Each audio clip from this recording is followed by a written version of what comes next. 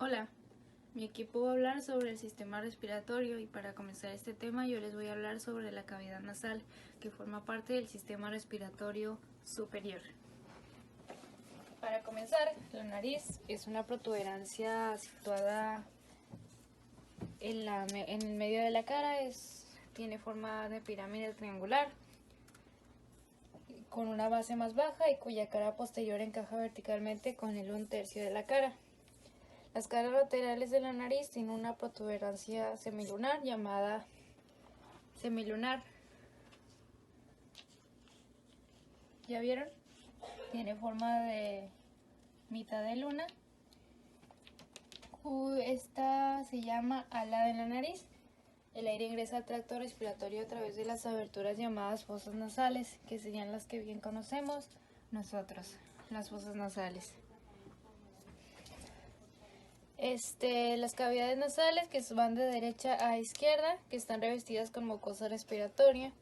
El tabique nasal separa estas dos cavidades. Los pelos dentro de las fosas filtran grandes partículas del polvo que pueden ser inhaladas, además de la cavidad nasal. La cavidad nasal es la excavación que encontramos en el inferior de la nariz.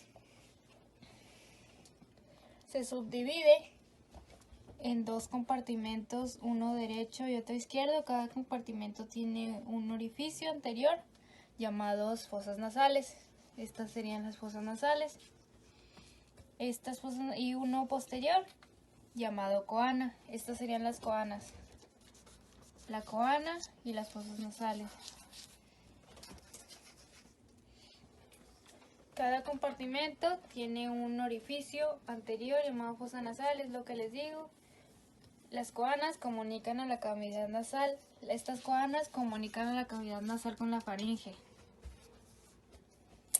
En la cavidad nasal donde se encuentra aire, es decir, se filtra, se humedece y se calienta. En la pared lateral de la cavidad nasal, que es esto, encontramos los cornetes nasales. El cornete inferior, el cornete medio y el cornete superior, que está abajo de la ala de la nariz. También encontramos el meato superior, el inferior y el medio, que serían el meato medio de la nariz, que sería el meato inferior, el meato nasal inferior, y el meato medio de la nariz y el meato superior, que está aquí. Este es el seno, y también encontramos aquí los senos, el seno frontal, el seno esfenoidal, que está un poquito abajo de la glándula hipófisis. También encontramos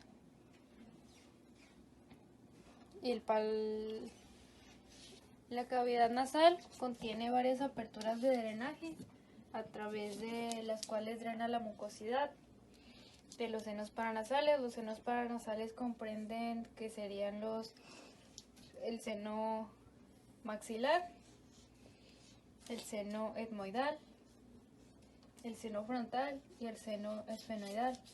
Esta sería la parte lateral y esta sería la parte frontal, que sería el seno frontal, el seno etmoidal y el seno maxilar. Para continuar, el sistema respiratorio comprende dos partes: el sistema respiratorio superior y el inferior. El inferior comprende la faringe, la laringe, la tráquea, los bronquios, los bronquiolos, los alvéolos y los pulmones. Yo les voy a continuar hablando sobre la tráquea. La tráquea es un tubo de 10 a 12.5 centímetros de largo y 2.5 de diámetro. Constituye un conducto que continúa hasta la laringe. Este penetra en el tórax y se bifurcan los dos bronquios principales. se encuentra medial y anterior al esófago y solo en su terminación se desvía ligeramente hacia la derecha. El armazón de la tráquea constituye de 16 a 20 anillos cartilaginosos en forma de C o de anillo incompleto. Estos de anillo incompleto hacia atrás. Estos se denominan cartílagos traqueales.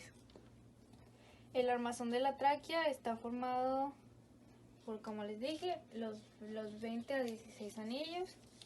Internamente la tráquea está revestida por mucosa, donde abundan las glándulas y el epitelio pues está ciliado, lo que facilita la expulsión de mucosas y cuerpos extraños. Interiormente la tráquea se bifurca en los dos bronquios y la bifurcación de la tráquea se le llama árbol broncotraqueal. Por eso estas tienen como formas de ramitas de árbol, por eso el nombre. La parte interior pues es lo de los bronquios y principales y está ocupada por un saliente anteposterior y se denomina la carina de la tráquea. Y esto sirve para acentuar la separación de los dos bronquios. Aquí se encuentra el cartílago tiroides y el cartílago cricoides. Los ligamentos cricotiroideos se encuentran por aquí. Y abajo del cartílago cricoides, como por aquí, se encuentra el anillo del tejido conjuntivo y los ligamentos anulares cartilaginosos. Acá se encuentra la mucosa, como les decía, la que se encuentra dentro de la tráquea, que es la pared traqueal posterior, que muestra longitudes formadas por densas fibras elásticas. Los cartílagos traqueales, que son los anillos, y estos son los bronquios, el superior derecho y el bronquio superior izquierdo. Y pues esta parte ya serían los bronquios y creo que eso sería todo.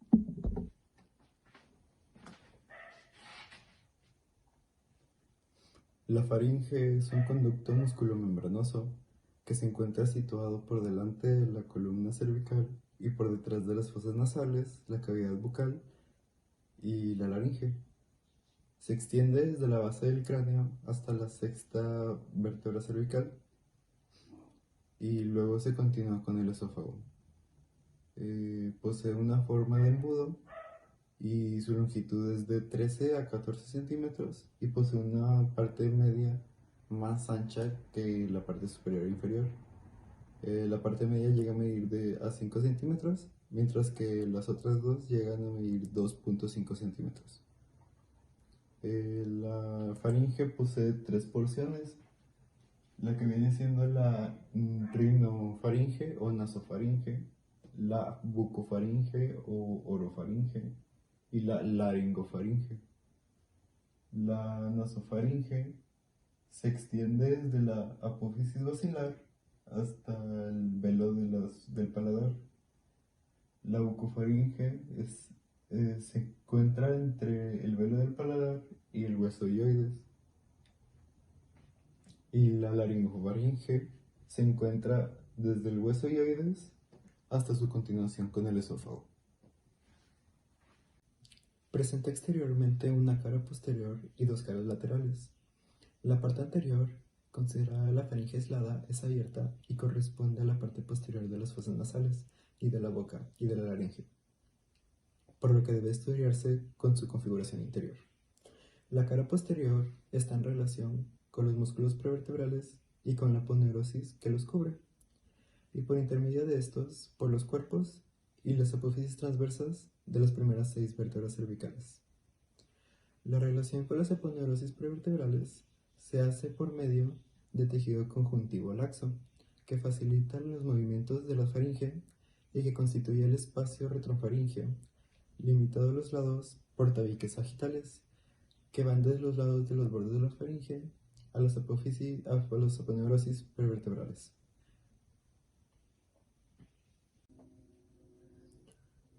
En la parte inferior del mismo espacio se halla también el nervio glosofaríngeo, que en la parte superior ocupa el espacio del estileo, En el espacio retroestileo, comprendido entre la aleta faríngica y por delante y por la aponeurosis vertebral por atrás, pasa la carótida interna y la aleta faríngea por delante y la yugular interna colocada primero por detrás y después por fuera por la carótida interna, comprendido en su ángulo diedro posterior del nudo gástrico, por delante del origen del yugular, que cruza la vena para dirigirse por el cleidomastoideo.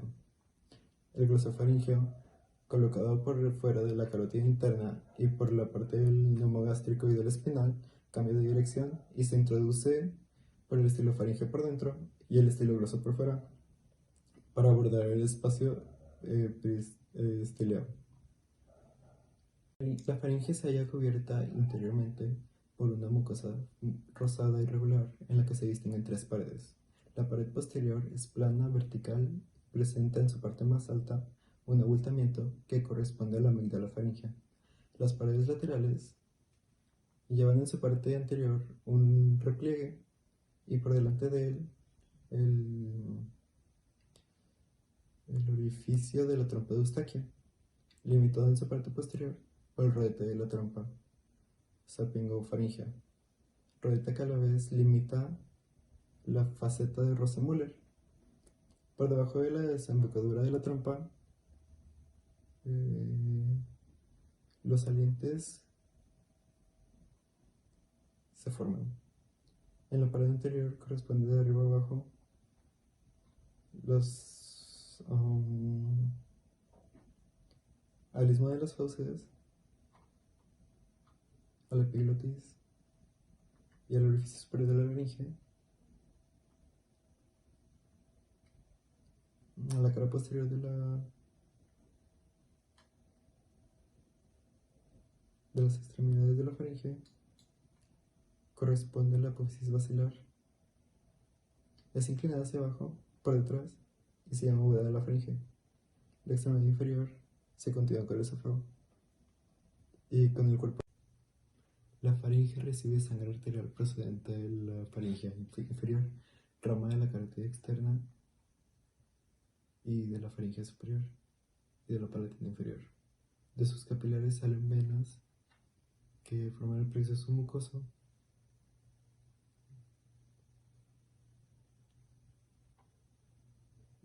y por abajo por el plexo submucoso y desembocan en la yugular interna. Los nervios derivan del plexo faríngeo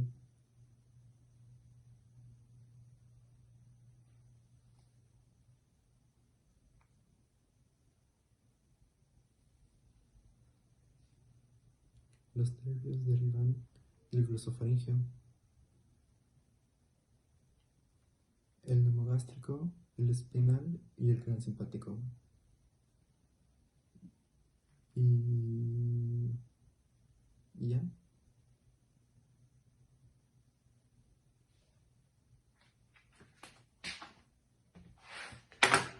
La laringe es un órgano impar situado en la parte media y anterior del cuello,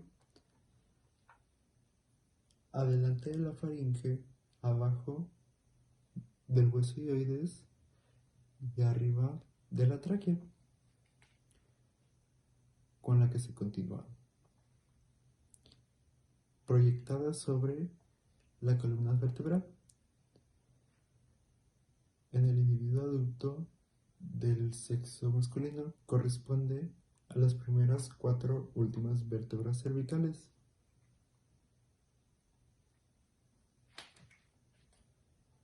Se distinguen 3 caras, una posterior y 2 anterolaterales. La cara posterior lleva en la línea media una porción globulosa que corresponde a la parte posterior del cartílago cricoides, la cual viene siendo esta, cubierta por el músculo cricoaritenoideo posterior de la mucosa. Y la cara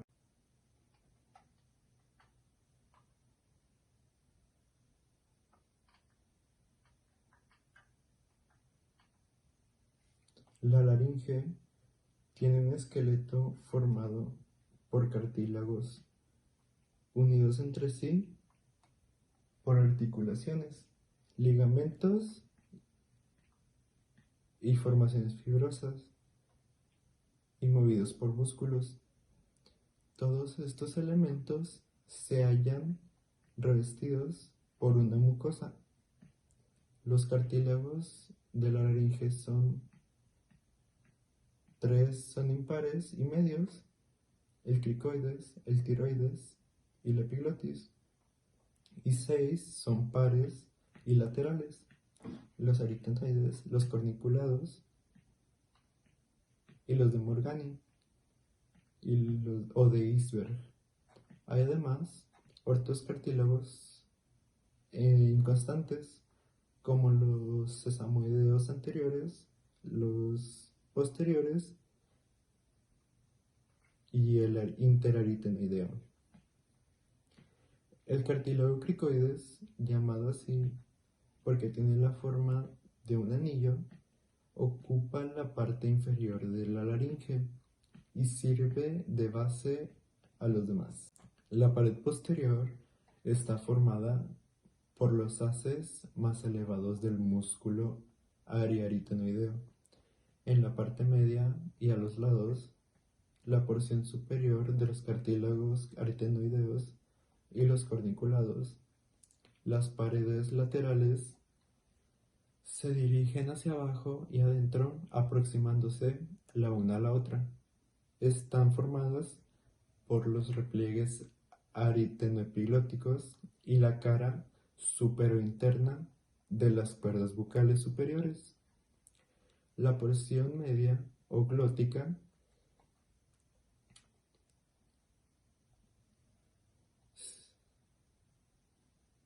se caracteriza por la presencia de las cuerdas vocales, que es la esencial para la producción del sonido de la voz. Se componen de las cuerdas vocales superiores y de las inferiores, separadas las derechas y las izquierdas por un espacio alargado que se denomina glotis. Entre las cuerdas vocales, las superiores y las inferiores, existe un espacio real divertículo de la cavidad llamado ventrículo de la laringe. Las cuerdas vocales superiores son 2 láminas aplanadas que se extienden desde el ángulo del cartílago tiroides hasta la cara anteroexterna del aritenoides. Mide por término medio 20 milímetros de longitud y presentan 2 caras y 2 bordes.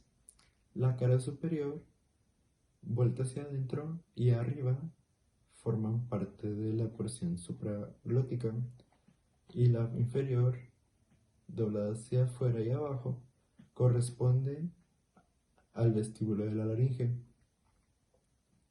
El borde externo se continúa con el pliegue aritenoideo y la parte correspondiente del cricoides. Afuera, por el ala del cartílago tiroides y la membrana tiroidea,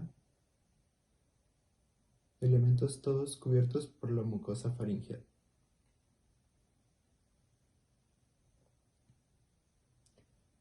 Las caras anterolaterales están constituidas por el cartílago cricoides abajo y por el tiroides arriba. A causa de la forma de estos cartílagos, son convexas en sus partes inferiores y planas en las superiores. Entre ambos cartílagos tienen un espacio que se ha ocupado por la membrana cricotiroidea, que viene siendo esta de aquí.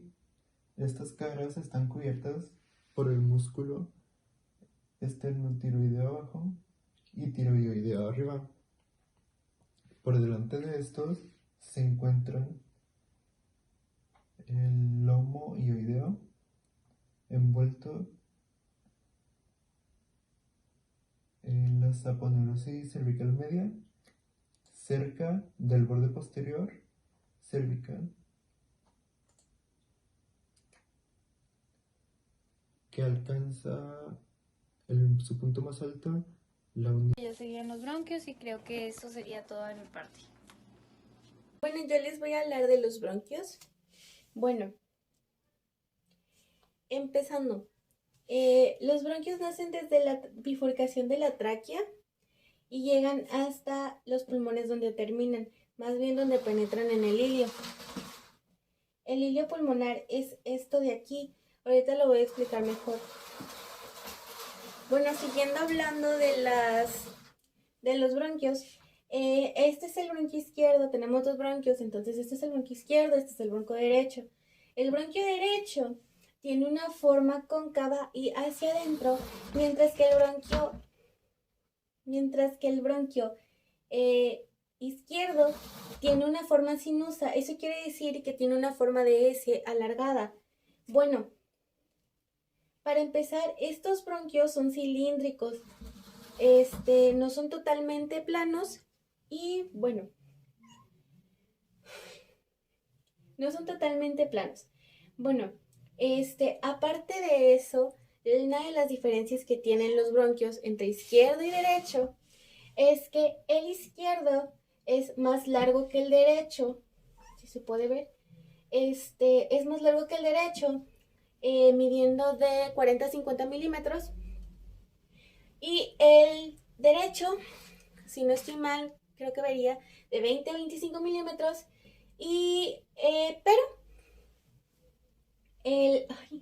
pero el bronquio izquierdo es más delgado que el derecho, midiendo de 10 a 11 milímetros de diámetro, mientras que este mide de 15 a 16 milímetros de diámetro. En las mujeres suele medir menos, pero no es tanto los milímetros que tiene de diferencia. Mide de 1 a 1,5 o máximo a 2 milímetros de diferencia. Bueno, también los bronquios están ligeramente desviados de la línea media, no están totalmente rectos. Bueno, por ejemplo, esta es la línea media y están ligeramente desviados hacia la derecha. Otra de las cosas que tienen los bronquios es que no son una parte totalmente sin movimiento, ya que cuando inspiramos se dilatan y se abren, y cuando expiramos se contraen y se hacen más chiquitos. Entonces, esa es una de las principales diferencias de la inspiración y expiración. Los bronquios no están totalmente inmóviles dentro de los pulmones. Y hablando de las relaciones, tiene distintas relaciones. Sus relaciones son en el origen, en el hilio y fuera del hilio. Bueno, en el origen, naciendo de su bifurcación. Ay, se me pasaba a decir. Bueno, los bronquios pueden estar entre, por ejemplo, el derecho puede estar entre la sexta costilla hasta, pasando el sexto espacio intercostal hasta llegar al séptimo espacio intercostal, mientras que el izquierdo pasa por el sexto espacio intercostal hasta llegar hasta la séptima costilla. Bueno, siguiendo con lo del origen, aquí se ve un poquito. Bueno, siguiendo con lo del origen, en la bifurcación de la tráquea está la arteria pulmonar. Bueno, en la arteria pulmonar está corriendo horizontalmente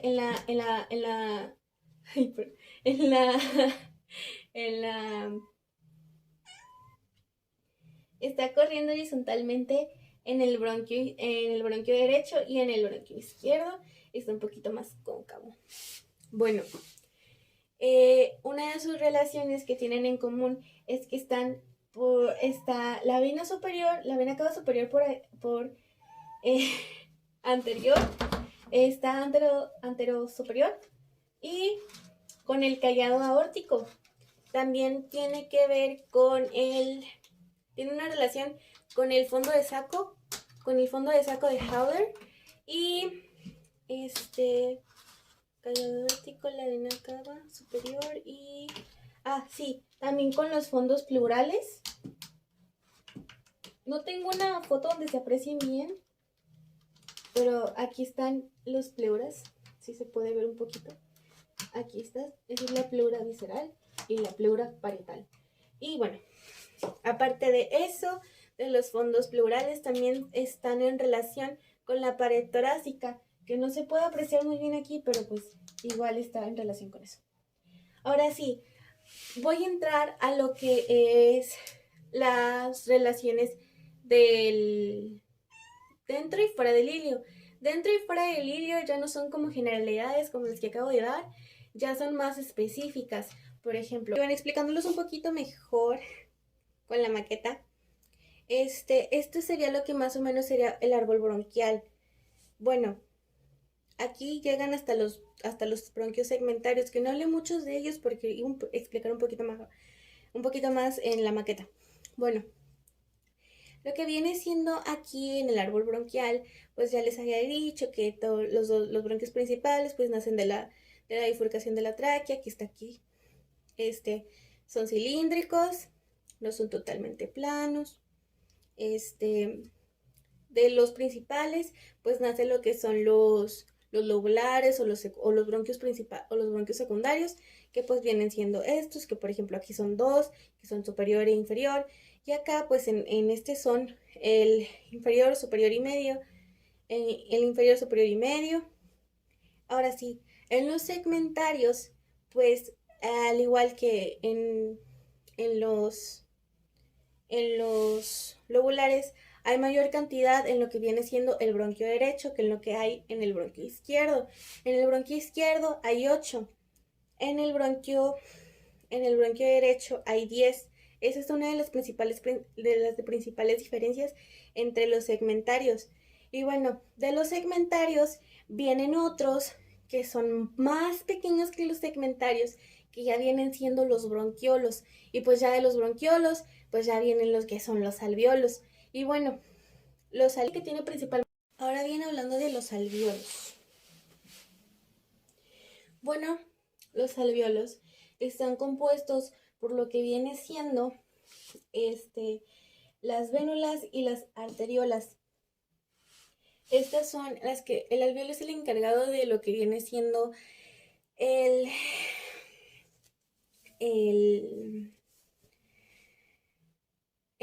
cambio gaseoso, el intercambio gaseoso. Eso ya viene siendo parte de la fisiología, pero pues es importante mencionarlo. Bueno, bueno. Además de esto, pues sí. Ya entrando más bien en lo que es el alveolo en sí, bueno, también se me pasó un poquito aquí. Que, bueno, el alveolo, aparte de lo que es el alveolo, también tiene una capa alveolar que lo está cubriendo. Y bueno, pues aquí ya se viene viendo desde la arteria hasta llegar a la arteriola y crear una red capilar. Bueno, ya entrando en lo que ahora sí es el adentro, como ya viendo dentro de un alveolo, pues bueno, está lo que es la membrana respiratoria, que es esta parte de aquí, que se ve. Están los neumocitos tipo 1, que son los más abundantes dentro del alveolo. Luego siguen los macrófagos que, bueno, están casi que pegados después de la membrana. Y bueno, pues ya esto ya sería parte de la fisiología también, pero pues es para encargarse de toda la gente que entre pues por vía respiratoria. Y luego siguen los neumocitos tipo 2. Los neumocitos tipo 2 pues ya se encuentran como más variados, están en grupos, y estos neumocitos tienen vellosidades con las que adentro de ellas tienen vesículas que son los que expulsan el surfactante pulmonar, que es importante para que el pulmón no colapse. Pues aquí se puede ver que tiene los glóbulos rojos, los macrófagos, la membrana respiratoria y bueno, está compuesta por una capa simple de células epiteliales. Eso quiere decir que solamente tiene una capa de células. Y pues bueno, ya se mencionó que pues esta parte, todos los alvéolos, es pues parte pues del intercambio gaseoso, es la principal como causa del intercambio gaseoso. Y pues Bueno, ahora vamos a hablar de las pleuras. En este caso, la pleura es la capa serosa que recubre a los pulmones y se divide en dos, pleura parietal y pleura visceral. En esta imagen, si lo vemos, pues lo brillosito es la pleura visceral.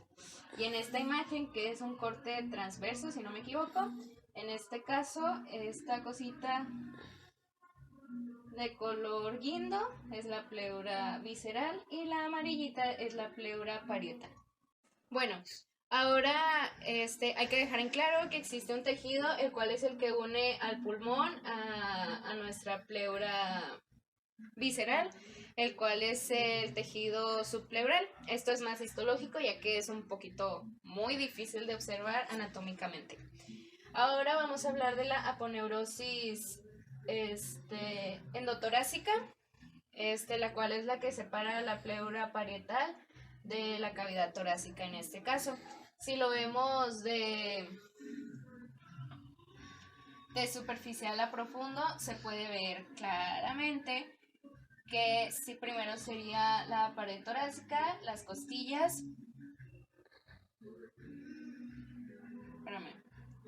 y músculos intercostales, los cuales son estos rositas. Para después continuar con la aponeurosis endotorácica, que aquí pues se ve un poquito más gris. El cual ya dijimos pues es un tejido conectivo. Luego tendremos a la pleura parietal. Después al espacio que es la cavidad pleural y luego tendremos a la pleura visceral. Y por último pues ya el órgano mismo que es nuestro pulmón. Terminando con la pleura visceral, continuamos con la pleura parietal. Esta se divide en 4 porciones, a las cuales les damos el nombre de los órganos con los que está relacionado. Para empezar, la que está relacionada pues con el diafragma o con la parte base, sería la pleura diafragmática. En este caso sería esta parte. La que está más cercana al mediastino, lo cual pues si ya sabemos y recordamos, el mediastino es la parte media en la cual se encuentra el corazón, se llama pleura mediastínica.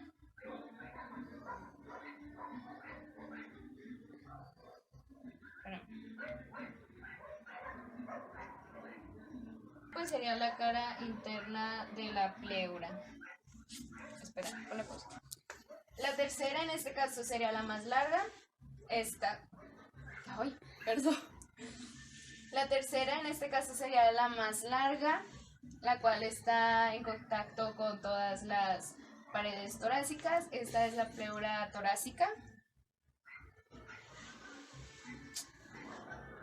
La tercera sería la pleura costal, la cual está en contacto con toda nuestra pared torácica. Esta también es la más larga. Está adelante en contacto con el esternón, por detrás está en contacto con la columna vertebral e incluso también está en contacto con las costillas, como podemos observar.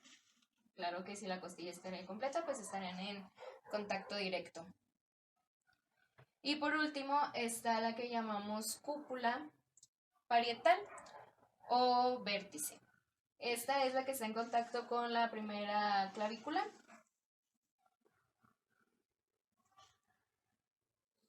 Y pues la pleura es la prolongación que incluso está en contacto con el cuello. Está un poquito más larga, aquí no se ve claro, pero si quitáramos esta parte, pues aquí estaría.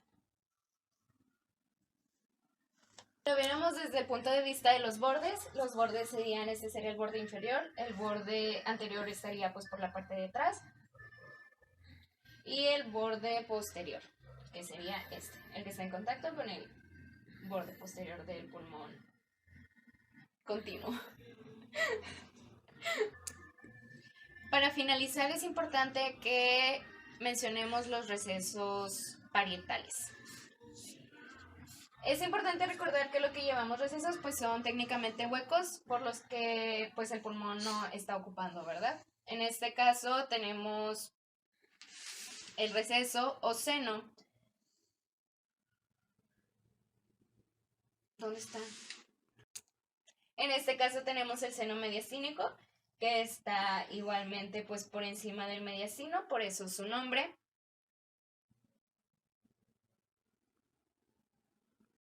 Para terminar con nuestro tema de pleura, es importante mencionar los huecos o recesos, senos de nuestra pleura.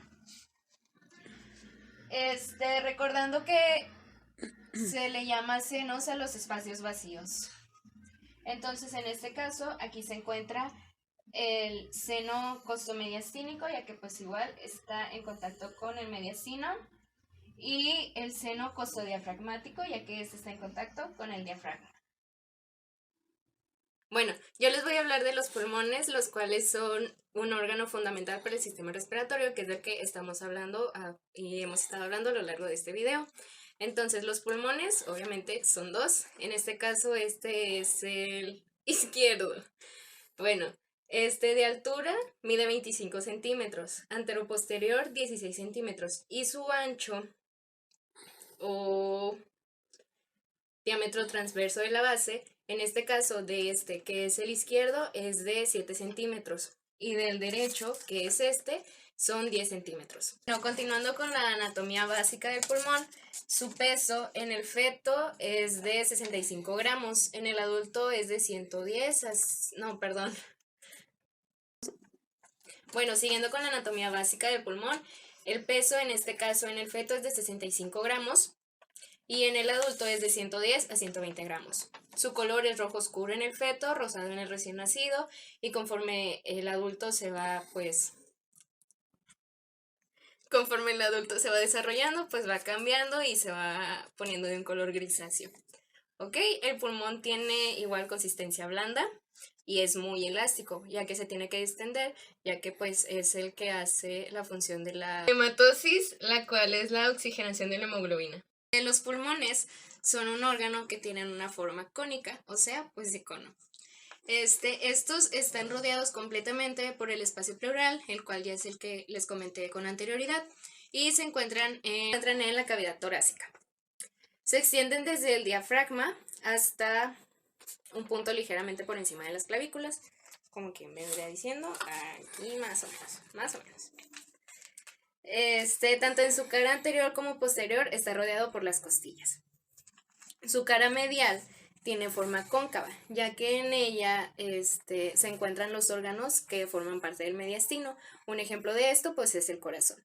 Los bronquios principales y los vasos pulmonares están pues unidos entre sí y se encuentran en un área dentro del pulmón mismo, el cual se denomina ilion pulmonar. En él, pues obviamente, como ya se dijo, se encuentran los bronquios, las arterias pulmonares, las venas pulmonares y los nódulos linfáticos broncopulmonares. Su cara o base inferior es muy amplia, ya que se encuentra situada pues por encima del diafragma, como ya se comentó, y su extremo superior, se denomina vértice. Y pues aquí. La superficie costal de cada pulmón está rodeada por las costillas. Ambos pulmones están divididos en lóbulos gracias a sus diferentes fisuras. El pulmón izquierdo está en superior e inferior. Y el derecho, en este caso, son tres diferentes: superior, medio e inferior. Igualmente, ambos pulmones pues tienen una misma fisura, la cual es la oblicua, la que divide superior de inferior. En este caso, el derecho cuenta con una extra, que es la horizontal, y esta crea la división entre medio e inferior. Después de que los bronquios principales penetran el pulmón, se dividen en bronquios secundarios o lobares, en este caso, y estos penetran en un lóbulo diferente, por lo cual en el pulmón derecho hay 3 bronquios secundarios: superior, medio e inferior. Y estos bronquios llevan el nombre del lóbulo en el que están penetrando. En este caso, bronquio secundario superior, bronquio secundario medio y bronquio secundario inferior. Los lóbulos pulmonares, a su vez, se dividen en otras unidades o segmentos, y estos se llaman segmentos broncopulmonares. Los segmentos pulmonares, en este caso, se dividen por colores, aquí, para hacer más fácil la explicación. En este caso, este es el basal anterior. Me equivoqué. Este es el basal lateral, basal anterior, lateral y medial. Después están el superior, posterior, anterior y apical. Y en el pulmón izquierdo encontramos el inferior, el basal anteromedial y el basal lateral. En este caso son superior amarillo, superior, anterior y apical posterior. Para terminar, les voy a explicar, o más bien mencionar, las células que forman parte del epitelio respiratorio, las cuales son 6. Las primeras son las células cilíndricas ciliadas, las cuales desplazan moco y sustancias extrañas que ingresan en las vías respiratorias. Las segundas son las células calciformes, las cuales se encargan de secretar nuestro moco. Las terceras son las células de cepillo, en este caso, pues hay 2, si se puede decir. Las primeras son células que no están maduras. Y se dice que estas son el reemplazo de las células cilíndricas ciliadas. Y el otro son consideradas como receptores sensoriales. Okay. Las número 4 son las células basales, las cuales se reproducen por medio de mitosis y hacen que siga funcionando o que siga habiendo reproducción para dar origen a las demás células que forman el epitelio respiratorio.